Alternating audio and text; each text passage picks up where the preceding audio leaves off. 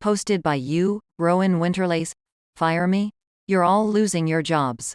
My 2019 was wild. But with everything finally on the up and up, I feel I can tell this story here. After uni, late 2018, I fell on rough times and was forced to move back to my hometown. I tried to transfer my job to a branch in my area but failed, thus I needed to get a new job. I settled for a 20-hour-a-week job at a bookie, with a second bartending job in the evenings. The bookies are the target for my revenge, which was entirely accidental. Involved are the following: Janelle, my manager's manager; Shay, my manager; Jorge and Gordon, my coworkers; and Kara, a coworker at another store, who is relevant later. Names changed and/or redacted. I ended up working behind the counter as a customer service manager, basically a step up from a cashier. It's fancy when seen on a CV, but there's nothing really to it. I took bets, chatted with customers, helped people with machines and, for the vast majority of my shift, sat around waiting for something to do. I got on well with my coworkers, or so I thought, and had no major issues. It was 20 hours a week, about £1 more than minimum wage, with a lot of overtime required of me and irregular shift patterns. Though I had no issue with the job, beyond how difficult it was to juggle the schedules of both of my jobs. In February of 2019, after working for the company for 6 months, I was invited to a probation hearing.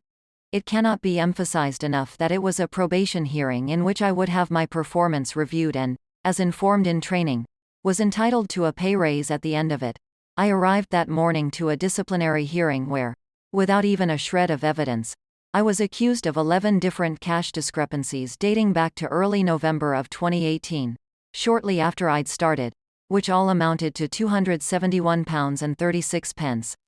All but one of which I'd never heard of before. These had apparently been reported and logged by my manager, Shay, and my coworkers, despite no one saying a word to me at all. Not a whisper in the 5 months this had apparently been occurring. I was told that it was unacceptable. A call was made to HR, and I was terminated on the spot and forced to hand over my keys and to never set foot in the store again. To my protests, I was told the decision could not be appealed and I would eventually receive written confirmation of my employment's termination in the post. I didn't let myself slump around and feel sorry for myself. So, on the way home, I opened up Indeed and applied for a bunch of jobs and, before I arrived home, had an interview set up for the next week at what is my current place of work. Now, I was furious. Fuming at having gone to what I thought should have been a normal probation meeting and having, effectively, been called a thief and been banned for life from a place I'd never go to anyway. But somehow, my parents were angrier and ordered me to let them know when they got into contact with me again. Almost 2 weeks later, I received an email from the company's HR which reiterated the accusations and stated, again, that I was terminated. My mum sat me down in her kitchen and walked me through a letter response that was 2 parts professional and 3 parts scathing, ripping into them about their unprofessional conduct, their ludicrous claims, their lack of evidence, the holes in their story, because there were quite a few, and finally, the cherry on the cake, the employment laws they'd broken. Now I didn't want much, just a nice reference. A promise that not a whisper of these accusations would turn up when my new job asked them for a reference, because, by then, I'd already been offered the job. I then attached the letter to an email to fire back at their HR department. Then I added Janelle's work email. Then her boss's email and finally, the holding company that owned the brand. 'Cause I wanted to make sure this was seen. A bit of background. The bookies I worked for is a brand that is owned by an international company. Their name, behind the scenes, is slapped on everything and they pretty much dictate everything we did. I'm not sure if holding company is the correct term, but I'll stick to that for now. Anyway, I sent this email with a 48-hour window for a response. I received a reply the next day from the same email that my demands were being met. I smirked victoriously and moved on with my life, happy to wash my hands with the entire ordeal. However, I'd set off a chain reaction that I wouldn't know about until 3 months later. 3 months on, I'd settled into my new job, a call center position with double the hours and well over double the pay. I'd gone through training and was settling into my new position when I see a new set of trainees settling in near my team. Among them was Gordon, one of my coworkers from the bookies. I was stunned. Gordon had been at the bookies for 6 years when I joined. He was well liked, good at his job and a favorite of the managers. There was no way he'd been fired, though I didn't really want to talk to him, as I was of the impression that he, Jorge, and my manager had likely set me up. I did want to know what happened. Luckily, on seeing me in the break room one shift, he sought me out and told me everything. Apparently, my email had been read by the higher-ups in the holding company and had caused a lot of scrutiny to fall onto the bookies in our town, of which there were 3 in our area that Janelle was responsible for, 2 in my town and a third in a neighboring one. Someone in HR passed a message down to the area manager, Janelle's boss, claiming they wanted things investigated and they wanted results yesterday, causing him to drop everything and descend on our little town with the panic and aggression of a man whose superiors were watching his every breath. He went to Janelle wanting to know why he hadn't been made aware previously that I was apparently stealing money, why I had been given keys to the shop and shifts on my own when allegations of that nature were attributed to me, and why I hadn't been put under investigation. Turns out, Janelle had in fact put in my employee file that I was under investigation but had never actually gone through with any of the official procedures for monitoring and investigating me. Shock horror. Thus, she had fired me for the accused crime without looking into it at all, falsely claiming otherwise. Thus, the area manager took the dates and amounts of the cash discrepancies, confirmed that they had been reported on those days, without my knowledge, in Shay's own logbook of the shop's cash, and sent that information onto our security team to investigate. Another little detail is that the CCTV for every shop in the brand is outsourced to a private security company who monitors each shop remotely and has access to all the cameras and video. As was procedure, they looked into the dates mentioned to see if I'd been doing anything untoward. I know I wasn't, and nothing was ever said to me. But they did find something. Turns out, money was going missing from the shop, but, surprise surprise, it wasn't me, but Jorge and Shay. They not only set me up, for reasons I will never know, but were also falsifying numbers and cash checks on the system to hide it. One thing Shay was caught doing was deliberately shortchanging customers by taking portions of their winnings without them even knowing it. Bear in mind, a lot of our customers were elderly men and women. Gordon claims that he once opened the shop, after I and Shay had closed the night before, and noticed a cash difference but had been told not to say anything to me as I was under investigation and it could compromise it. He did apologize and I let it go. Needless to say, Jorge and Shay were fired. But it doesn't end there. Our team was small, including me. There were a total of 4 people working at the store. As they hadn't been able to hire anyone to replace me, Jorge and Shay's termination meant Gordon was the only employee at the busiest shop in our area. Even if they'd been able to get other colleagues from the 2 other shops to help out, it wouldn't have been enough to keep the shop open and manage the amount of customers. So, they closed the location down until they could get the staff to run it. It was at that point that Gordon handed in his resignation and applied for his job at my work. Meaning they had no one.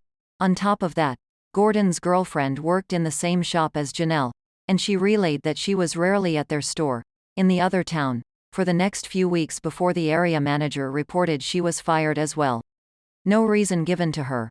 I was later issued an apology for everything by the area manager and informed she, Janelle, was no longer with the company in an email sometime later. But somehow, it doesn't end there. With the store I worked at closed, this one being on the high street and where most people preferred to go, the only other location in town was the much smaller location in the suburbs. The one where Kara worked. Alone. She suddenly received an influx of customers into her tiny store space and absolutely no support from other staff or upper management. Thus, for her own mental health, having already been overworked and underpaid, running an entire store by herself, she quit, meaning that location had to be closed down too. All of this at the worst possible time, March, when the Cheltenham Festival was occurring. Which is a huge moneymaker for the gambling industry, even in a small town like ours. An opportunity the 3 other bookies on the high street reaped the benefits of instead of my old place, as the former customers went to them instead. As it currently stands, just over a year later, both shops remain closed and I'm currently entering a job in cybersecurity, the training for which I paid for with my current job. Thanks for firing me, dumbasses, you did me a favor. TL. Dr.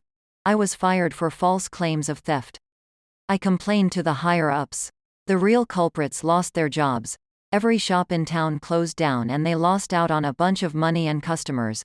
Update, this massively blew up. Thanks for the support and everything. Gordon and I got in touch with our old area manager and we were able to get a bit more information. The security team rifled through about 3 years' worth of footage after they found out about Jorge and Shay and have estimated that, in that period alone, they both stole nearly £4,000 through various means. The parent company also got involved and searched through years' worth of their cash checks and till checks and noted plenty of irregularities. The parent company pursued criminal charges and the two were arrested, but, as far as our area manager knows, the case is still ongoing. He thinks it's because they are still looking into how much they actually stole, as they've both been there a while, Jorge about 8 years and Shay 10 years. I doubt they'll have security footage of all that time, but I bet they're trying to get a more accurate figure to really nail them. And in comes a new character. Tammy, obviously not her real name. She is an employee who was hired and fired shortly before I was, at the same store. She lasted just past her probation before she was fired. Wait for it. For months' worth of cash differences and false till checks she wasn't made aware of prior. However, her situation is far worse than mine.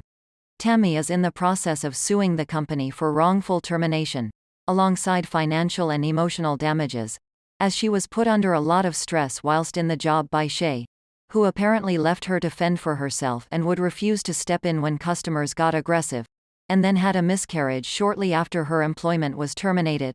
Our area manager doesn't know anything more, as it's escalated and gone way above his head, and I doubt I'll be able to get any more information on it. But I doubt the company's doing too well on that front and I wish her the best. Gordon and I are considering reaching out to some of the other fired employees, of which he can name a few who were terminated for similar reasons, to get their side of things. But it seems very clear that what Shay and Jorge were doing was going on for a long time and I was only the latest scapegoat. Janelle, unfortunately, is perfectly fine as far as I'm aware. Her husband and her opened a taxi company several years ago and she seems to have just got more involved with that. I haven't seen her so I wouldn't know. But she was terminated for gross misconduct and for not following procedure, which is kinda what I expected. And Kara, who our area manager actually really dislikes, but is lovely and did not deserve what she went through, is doing okay. I've messaged her and she and her partner recently bought a house. She also got a job as an events manager at a local historical site. She's happier there as she actually has people to talk to at work and isn't alone anymore. TLDR. Jorge and Shay are being prosecuted after stealing thousands. A former employee is suing after going through the same thing as me. But worse. Janelle is fine and so is Kara.